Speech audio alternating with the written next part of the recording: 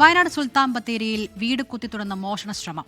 കൊലപാതക കേസുകളിലടക്കം പ്രതിയായ തമിഴ്നാട് സ്വദേശി വീരമണിയെ നാട്ടുകാർ പിടികൂടി പോലീസിൽ ഏൽപ്പിച്ചു. ഒപ്പമുണ്ടായിരുന്ന സഹായി ഓടി രക്ഷപ്പെട്ടു.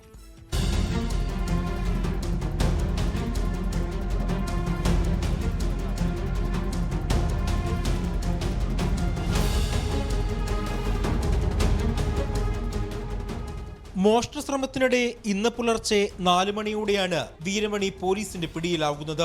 വീരമണിയും സഹായി മണിയും കൂടി മണച്ചിറയിലെ ആളുള്ളതും ഇല്ലാത്തതുമായ 7ഓളം വീടുകളിൽ മോഷണശ്രമം നടത്തിയെന്നാണ് വിവരം. ഒരു വീട്ടിൽ കയറി പെൺകുട്ടിയുടെ മാല കവരുന്നതിനിടെ കുട്ടി ബഹളം വെച്ചതോടെയാണ് മോഷണ വിവരം പുറത്തറിയുന്നത്.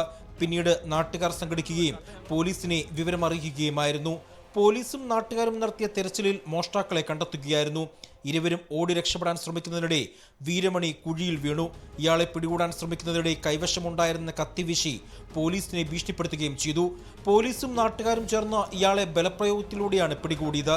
ഇതിനിടെ വീരമണിക്കൊപ്പം ഉണ്ടായിരുന്ന തമിഴ്നാട് ഈറോഡ് സ്വദേശി മണി ഓടി രക്ഷപ്പെട്ടു.